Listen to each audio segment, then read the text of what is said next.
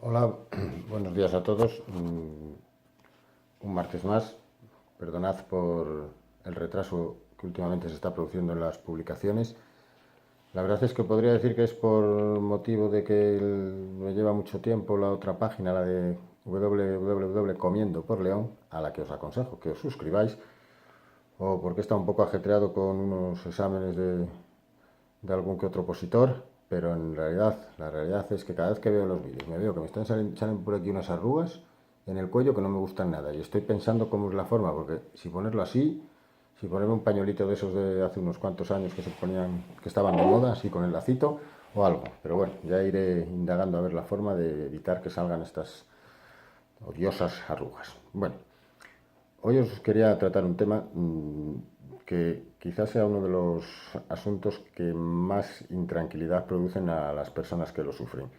Es el tema de cómo mejorar, cómo prever el futuro cuando tienes un hijo incapaz. Eh, bueno, hay distintos medios, distintas figuras. Aquí os voy a tratar las figuras por vía testamentaria, es decir, para cuando desaparecen, cuando los padres fallecen.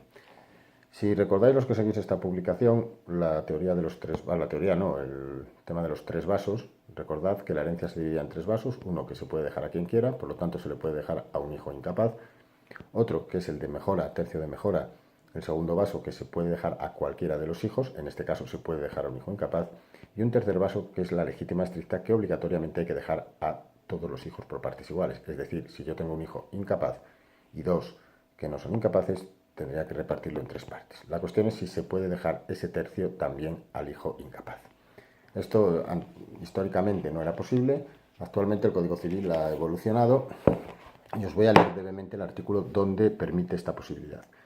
Dice el artículo 808 que constituyen la legítima de los hijos y descendientes las dos terceras partes del haber hereditario del padre y de la madre. Es decir, las dos terceras partes son las que obligatoriamente tienen que ir para los hijos. Matiza el vaso de la legítima estricta, el vaso de la mejora. Sin embargo, podrán estos disponer de una parte de las dos que forman la legítima para aplicarla como mejora a sus hijos o descendientes. Es decir, que de las dos vasos que constituyen la legítima, uno se puede dejar a cualquier hijo, en este caso al incapaz.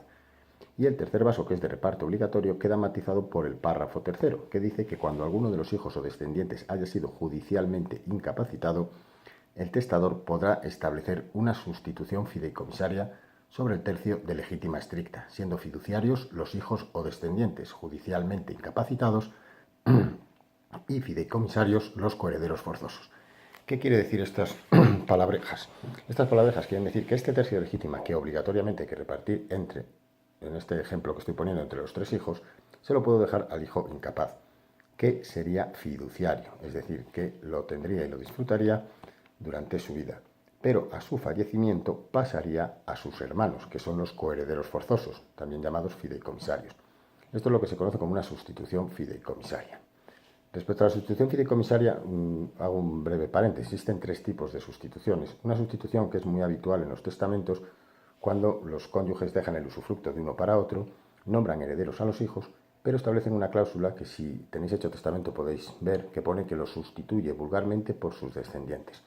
Sustituirlos vulgarmente, quiere decir que si alguno de los herederos a los hijos o a cualquier otro heredero que haya nombrado, si no tengo hijos, quiere decir que si ese heredero nombrado, que tiene que vivir cuando yo fallezca, que he hecho el testamento, ha fallecido antes que yo, a fin de que no quede vacante esa cuota, lo que se dice es que en ese caso su parte pase a sus descendientes, que son los sustitutos. Esto es lo que se denomina sustitución vulgar. La otra sustitución que existe es la sustitución fideicomisaria. Muchos habréis oído los fideicomisos, sobre todo en las películas americanas, salen mucho. En este caso, la sustitución fideicomisaria lo que quiere decir es que yo nombro un heredero y digo que cuando ese heredero fallezca, los bienes pasen a otro. Tiene unas limitaciones en las que no vamos a entrar, pero la idea es esa. Esto os diré que es bastante habitual en el caso de una pareja que no tienen hijos y dicen, se nombran herederos entre ellos, pero lo que dicen es que si yo hago testamento y te nombro a ti heredero, si pasa todo a ti, tú puedes, adquieres los bienes, pero a tu fallecimiento los bienes no se van a ir a tus herederos, que serían tus parientes, sino que los bienes que yo te haya dejado volverán a mis hermanos o a mi familia. que serían los sustitutos fideicomisarios. Puedo autorizar a mi pareja a que pueda disponer de ellos. En ese caso diría, te nombro heredero, te dejo todo lo mío, puedes disponer, puedes venderlo si quieres, pero lo que no vendas o si no lo vendes, eso que no vaya a tus parientes, que vaya a los míos. Y después hay una tercera sustitución, que es la que en este momento nos importa, relativa a los incapaces, que es lo que se denomina sustitución ejemplar. Esta sustitución, he de decir que ni yo la he aplicado, ni realmente me ha llegado, nunca he visto un testamento en el que haya aplicado esta figura. Y sin embargo es una figura extraordinariamente práctica o útil para las personas que tienen en su familia algún incapaz, sobre todo algún hijo o descendiente. Os voy a leer el artículo donde se recoge esta figura. Es el artículo 776 del Código Civil. Dice este artículo que el ascendiente podrá nombrar sustituto al descendiente, ojo, solo al descendiente, mayor de 14 años, esto bueno, hoy en día es objeto de matizaciones, que conforme a derecho haya sido declarado incapaz por enajenación mental. Es decir, puede nombrar sustituto al descendiente que judicialmente haya sido declarado incapaz por enajenación mental. ¿Qué quiere esto decir? Que si yo tengo un hijo que padece una enfermedad que le produce la incapacidad, primero tengo que incapacitarlo judicialmente y cuando está incapacitado judicialmente, yo, ¿qué es lo que puedo hacer? Puedo nombrarle nombro heredero a mi hijo tal, y lo sustituyo ejemplarmente por sus hermanos o por un hermano, en el caso de que yo crea que es un hermano el que va a atenderlo, que se va a preocupar más de él, le nombro sustituto. Esto quiere decir, aquí se abre dos posibilidades. Una primera posibilidad que entiende que si yo hago esto, como el código dice que podrá el ascendiente nombrar sustituto al descendiente, quiere decir que puede hacer un testamento el padre en el que nombra heredero a su hijo incapaz y le nombra un sustituto ejemplar. Pero también lo puede hacer el abuelo, en el que nombra heredero a su nieto y le nombra un sustituto ejemplar. Entonces hay una primera corriente que dice que esta sustitución comprende los bienes que cada testador le haya dejado. Es decir, los bienes que yo, padre, le he dejado a mi hijo, a su fallecimiento pasen a su hermano, a quien he nombrado sustituto y que lo va a cuidar. Los que le haya dejado el abuelo, que pasen lo mismo al sustituto que él haya dicho.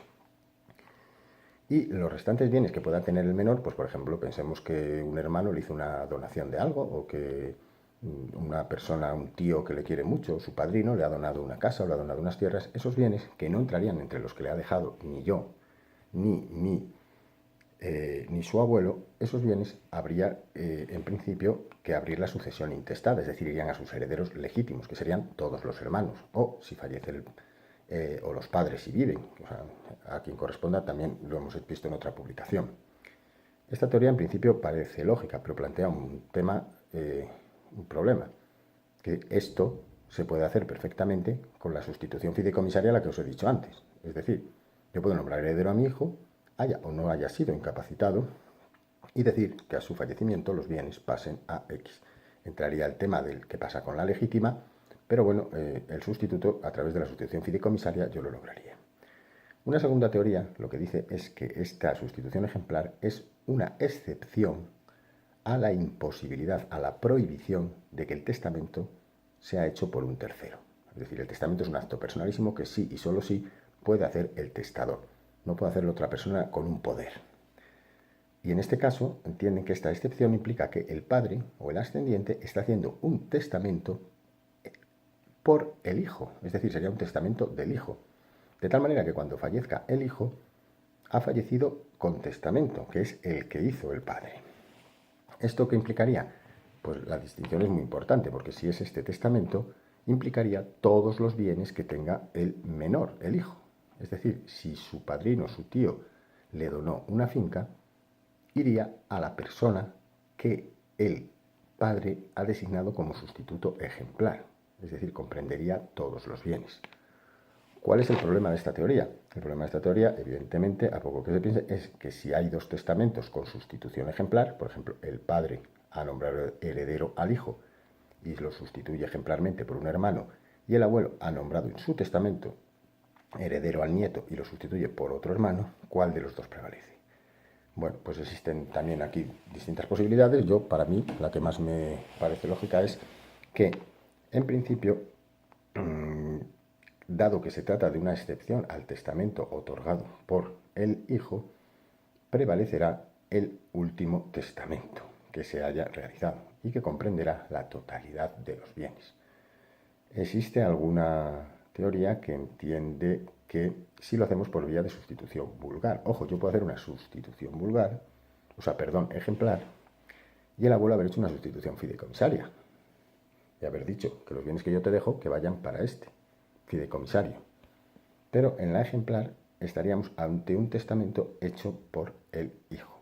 Algunos entienden que si hay varias, en este caso habría que aplicar los bienes de cada uno para quien haya dicho, el del padre o el del abuelo, y los restantes bienes, algunos dicen el pariente más cercano, en este caso el padre, otros dicen que el último, ya que el testamento posterior revoca el anterior, el último que se haya hecho revocaría el anterior.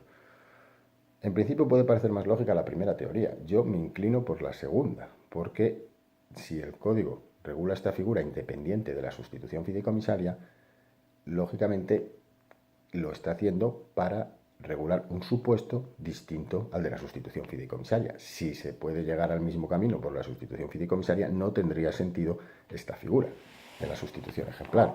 Con lo cual, y en resumen, posibilidad de decir, podemos pensar también que esta figura es perjudicial para los hermanos, pero un caso muy habitual es, por ejemplo, que haya una casa. Pues pensamos en todos mis bienes, pero a lo mejor el único bien que tienen los padres es la casa y quieren que el hijo incapaz pueda seguir viviendo en esa casa con la persona que lo guarde. Entonces le nombran sustituto, le nombran heredero, le dejan la casa, bien por vía de gravamen de la legítima que hemos visto antes, o bien por vía de la sustitución ejemplar. Y de tal manera que nombra sustituto al hermano que vaya a vivir o convivir con el incapaz en la casa. De tal manera que mientras viva el incapaz la casa es suya, pero a su fallecimiento quedará para el hermano que conviva con él. Más o menos de esta forma se puede más o menos evitar el sistema de legítima. Y recordar que en el artículo 808.2 los demás hermanos tendrían derecho a la legítima que les correspondiese en el momento del fallecimiento. Habría que abonárselas como correspondiese en ese caso. Esto tiene muchas derivaciones, pero no podemos entrar, pero básicamente es, y aquí os lo aconsejo, que esta figura de la sustitución ejemplar, que se utiliza muy poco, que tenéis este problema, se lo comentéis a vuestro abogado, a vuestro asesor, a vuestro notario, para que concreten, porque esto que os he explicado es muy en términos generales, pero se puede concretar, y que se lo comentéis esta posibilidad, porque puede adaptarse perfectamente a la situación personal. Bueno, pues hasta el martes que viene y como digo, voy a ver si soluciono el tema de estas arruguillas. Hasta el martes, chicos.